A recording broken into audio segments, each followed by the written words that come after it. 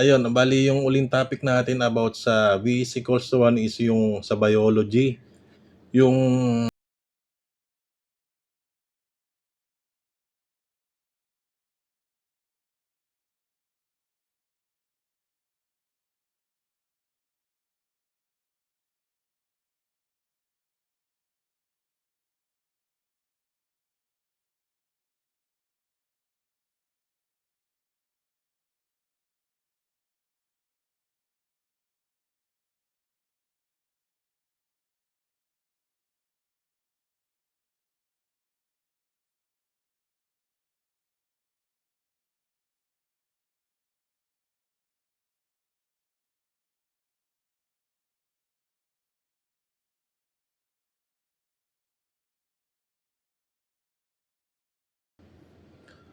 itatanong natin, paano naging oras yung distance?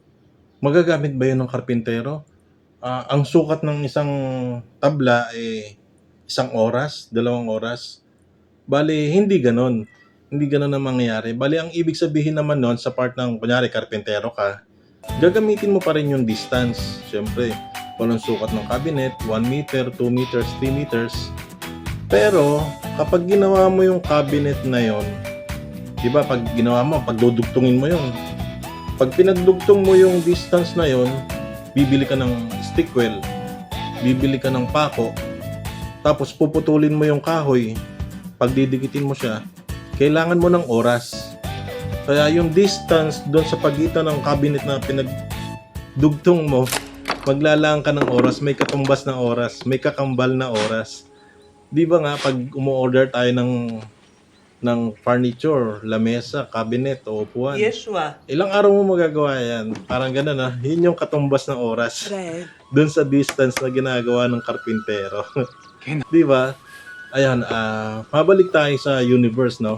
After ng karpintero. Naniniwala ba kayo na meron ding karpintero ang buong universe? Di ba? So, distance is equals to time. So, ibig sabihin, lagi nilang nasasabi yung age ng universe, di ba? Pwede nating masabi, using this equation na V is equals to 1, yung edad ng universe ay nakabase sa distance.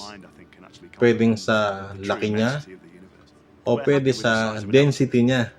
Kasi kung sa laki, hindi naman natin, hindi siya given no? Parang malabo.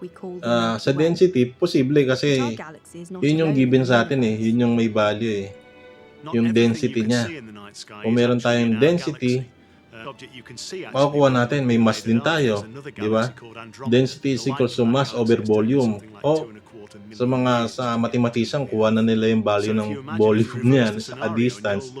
Pag nakuha nila yan, makukuha na nila yung age ng universe. Nakukuha nila yung age ng universe, hindi ko naman alam paano nila nakukuha, hindi naman nila sinasabi. No? Meron silang ginagamit doon yung parang radiation yata yun.